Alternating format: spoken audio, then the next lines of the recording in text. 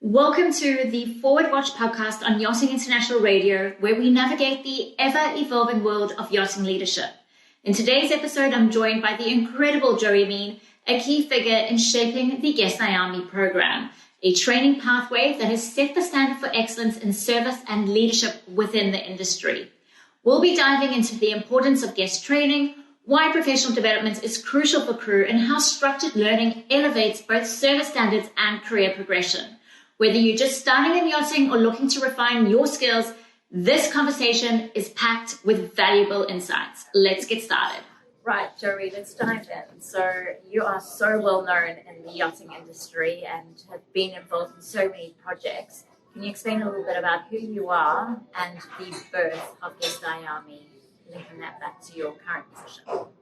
Yes, of course. Thank you, Karine. I think I've always been a real supporter of Yacht Crew. I think that was very clear, and I think I've been 35 years now in the industry, so that's probably quite obvious. I'm quite passionate about the journey I've been on and the career that I've taken. I think it was really around 2004 that I really started to connect better with the crew. Up until that point, I've been running training centres. I've one in the UK and one in France.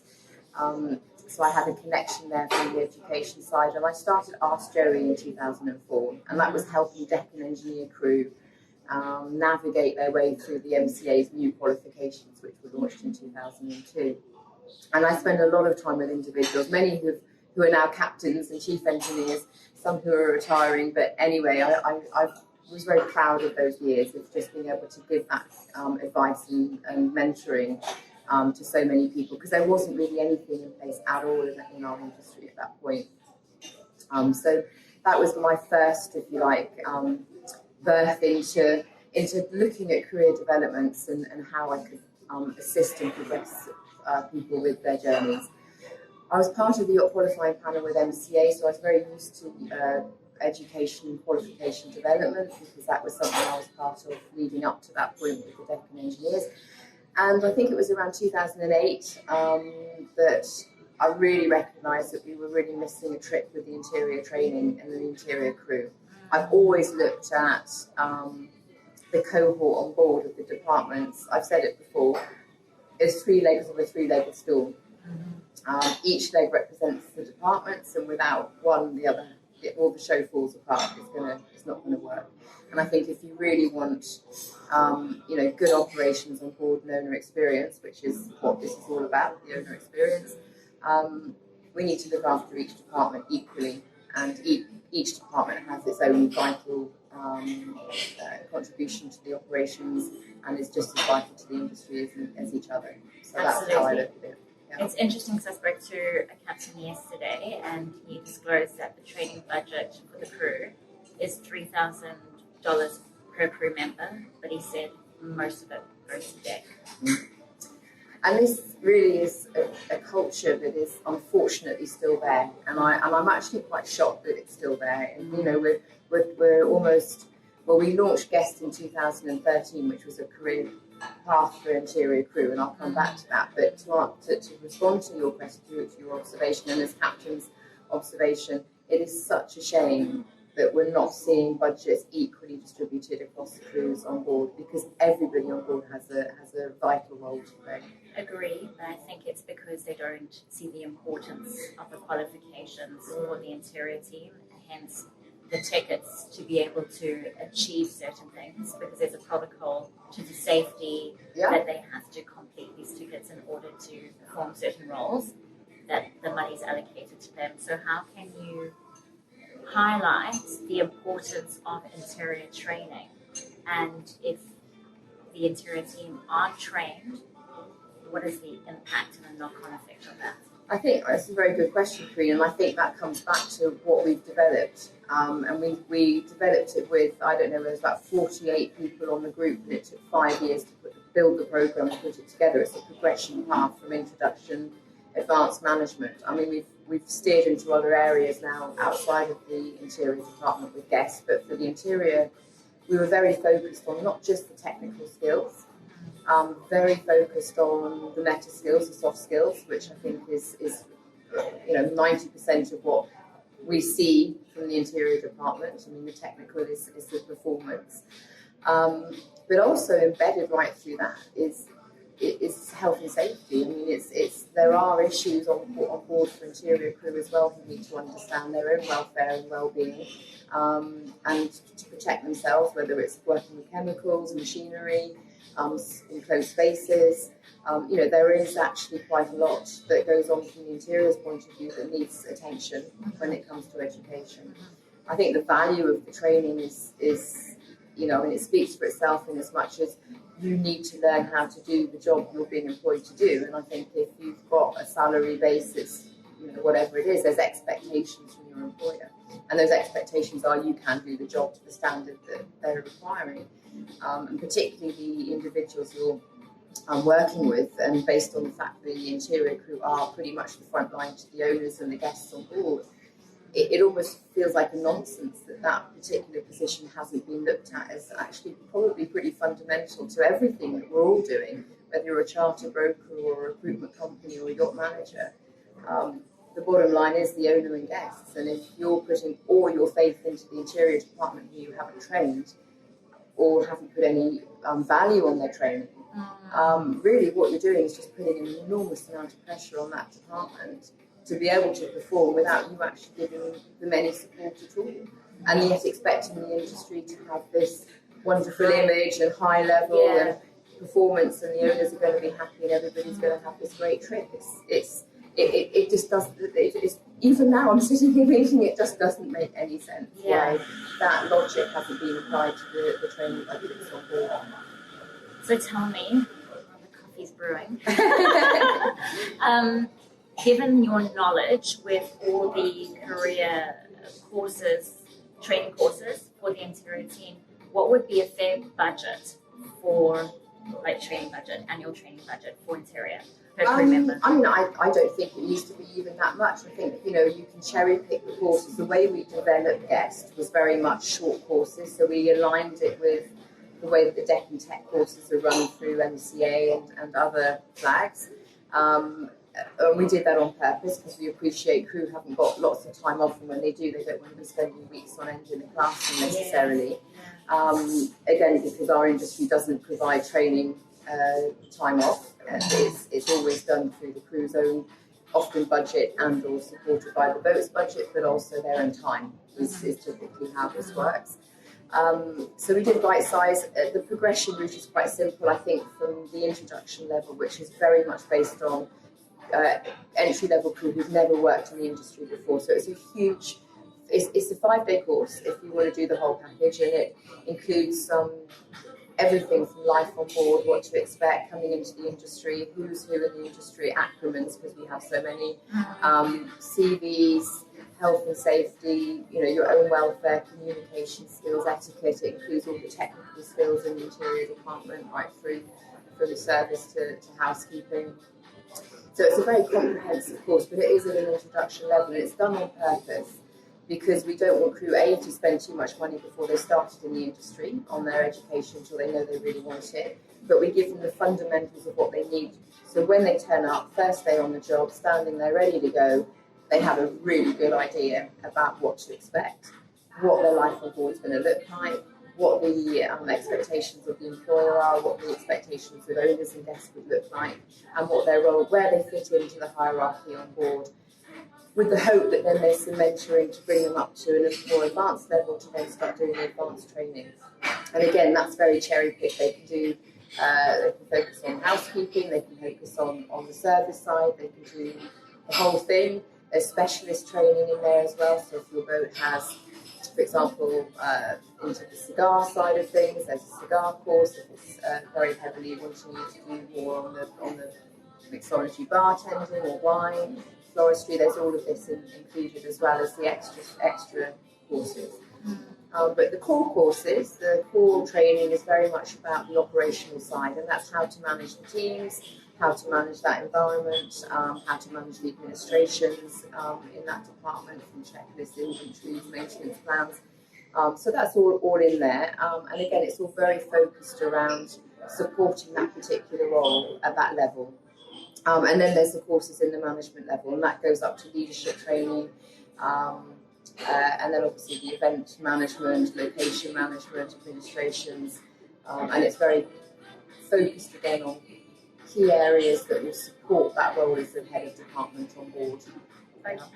So what is the purpose of GUEST for trainers, so institutions and crew? Because I know from a training perspective that there is that stigma about GUEST thinking, oh, it's just another money-making scheme. I don't want to sign up.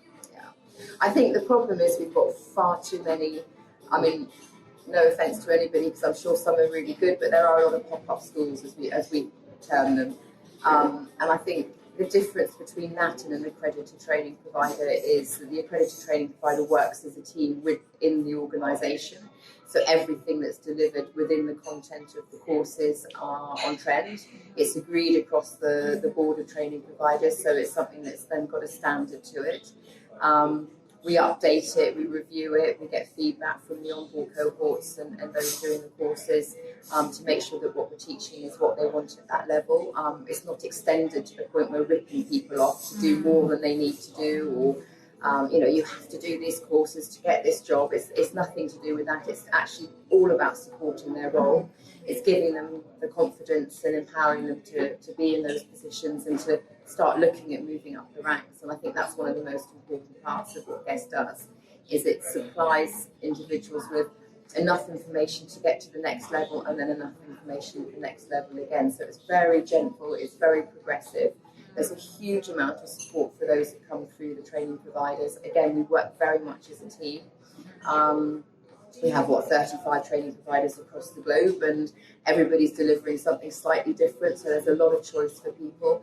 And everybody works well with each other, but also the ethos is very much about a universal support for crew.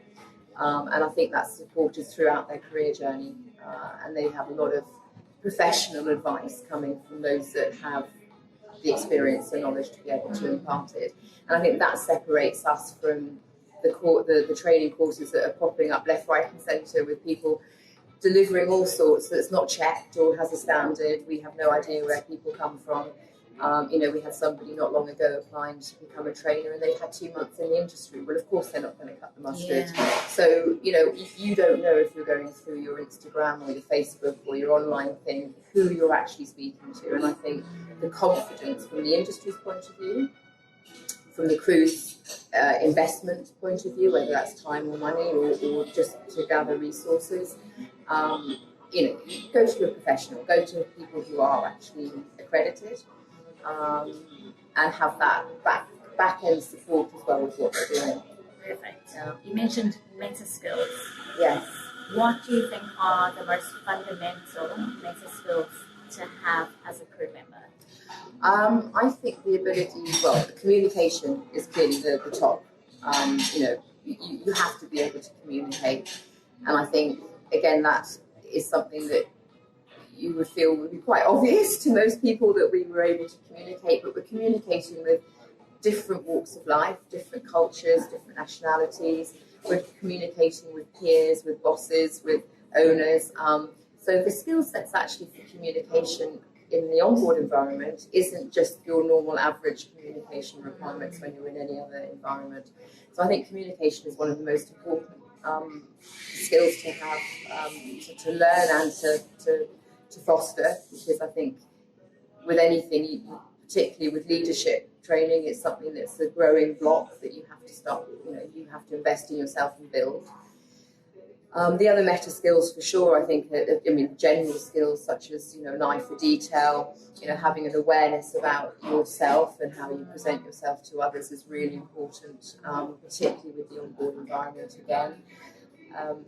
There are a number of skills as well that I could add to, just basic sort of life skills, being able to help each other and be aware of what other departments and teamwork and what people are doing. So I think that is a fundamental skill for the onboard environment for sure. Thank you, Joey. I know you're also very much involved with the Superyacht Alliance. You've got fingers everywhere, doing everything. Yes. What is the Superyacht Alliance? Well, the Alliance was formed nearly 12 months ago now, and it was formed through the main associations that represent the yachting industry, who are based in worldwide locations. We are always open to more associations joining, and it's any association that has an interest in the superyacht industry as a not-for-profit association that can assist us with building what we're looking to achieve, which is a professional industry. The whole title of the Alliance is Superyacht Alliance for Professional Standards, and we are aiming, and we will achieve, because there's a lot of determination behind this, to standardize and professionalize our industry. It's growing every year. It's probably one of the fastest growing industries when it comes to this kind of thing with high net worth individuals, and it's not slowing down. So we need to be prepared for the future. We're seeing way too many bad practices still going on, and we're not blaming people for this. The cultures have been sort of not changed, and like when I go back to my 90s starting in the industry, it was very much a make it up as we go along culture. So I think we need to change habits. We need to support people better, support companies and organisations better, and this is both on board and shore based. So we're looking at instilling, one of the aims is looking to instill a career map across the whole sector, and working very hard at the moment. We started, we're working very hard to get this over the line over the next couple of years, where the onboard career mapping is fairly simple. It's a fairly clear cut based on mandatory requirements, and also now with the GUEST program there, it's also able to manage the interior. The GUEST program also provides additional training that mandatory training doesn't cover, because we all know that mandatory is a minimum level, and the nuances on board require far more skills than just the seamanship side. So that can facilitate. So we've got a good, solid foundation of career, of education and career progression on board. We're now looking to take that shore-based, and the reason for that is we want to be able to facilitate ship-to-shore career advancement, or life after yachting, as many call it. And I think this is an area that we have organisations already working on, brilliant organisations that are looking into ways of being able to tackle this. And we want to be able to provide, through the Alliance, a proper education path as well. So we're looking at existing training, because there's no point repeating something if it's there, to see how we can map that. We're looking at extending the training portfolio through the GUEST membership of the Alliance to develop more training if it's needed and where it's needed, so that we can make sure that there's a proper career options for people coming ship to shore, and also to attract the right people coming into the industry, to know which routes they can take and what education they might need to upskill with from previous employment or other experiences. Can you give examples of some career pathways for those crew who transition shore-based? Sure. I mean, we've just developed the, I'll use the one we've got. We've done it and we've proved it works. We've got the owner representative program we put in place again last year. And this was driven by CBAS, the Shipyard Association, where it was very obvious that that particular role, which is actually probably the highest role you can probably get in regards from the owner's relationship to the industry. The owner rep on a new build is your key to the rest of your journey within the luxury hospitality and industry with the yachting side of things. So we created a 4-part program that now has the ability to bring captains or chief engineers or anybody with the right experience from the onboard environment, who are then looking to progress into shipyards, new build, your owner representative roles. It also is attractive for those who are already owner reps or have done a little bit of owner rep to upskill, as well as those maybe moving from other areas within the industry, like project management, for example. They might say, actually, I now want to step into an owner rep role and extend that knowledge as well. So it's opened doors now for both shore-to-shore careers, ship-to-shore careers, and those careers coming from outside the industry as well. And for interior? The interior, we've got the Purser program at the moment, so that one has become the default for the industry, which we're really happy to see that the recruitment side of the industry is now asking for the Yacht Purser program.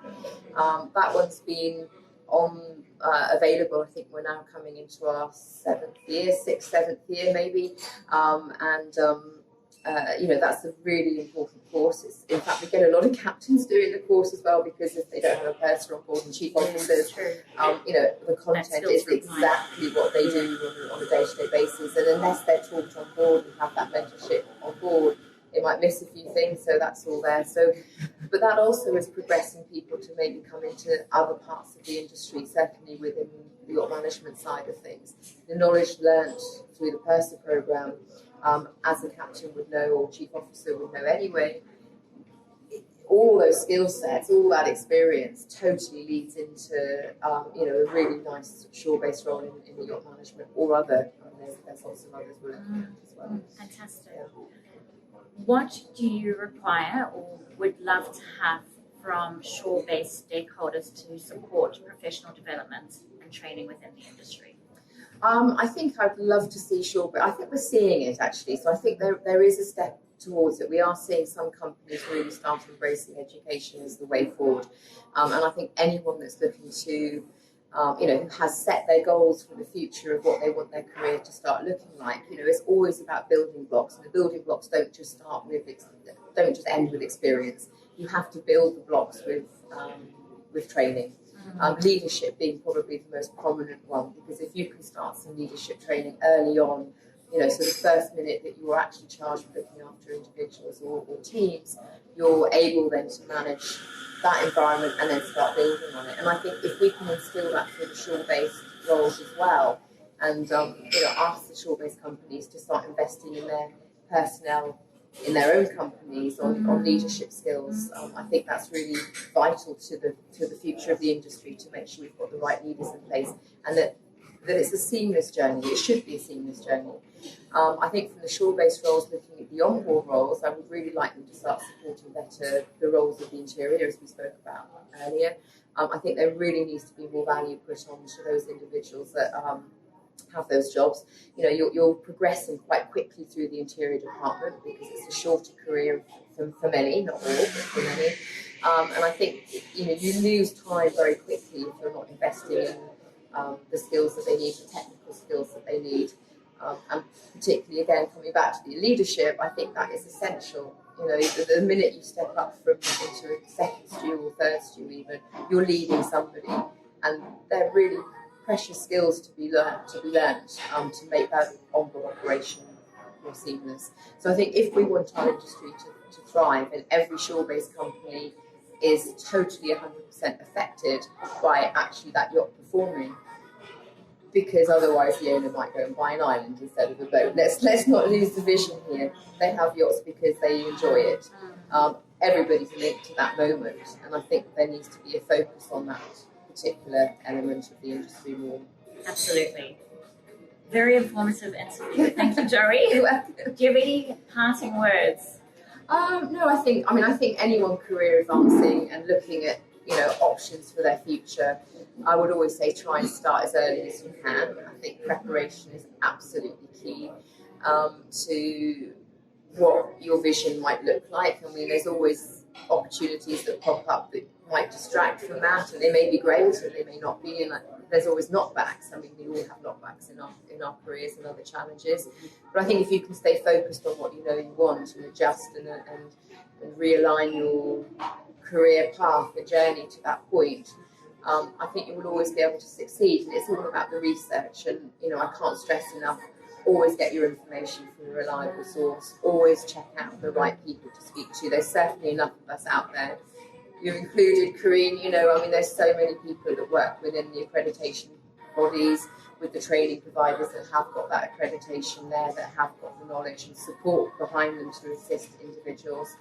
I think always look for the right places to get the information that you need to advance your career. That would be my final say on this. Yeah. Thank you so much. Yeah, thank you.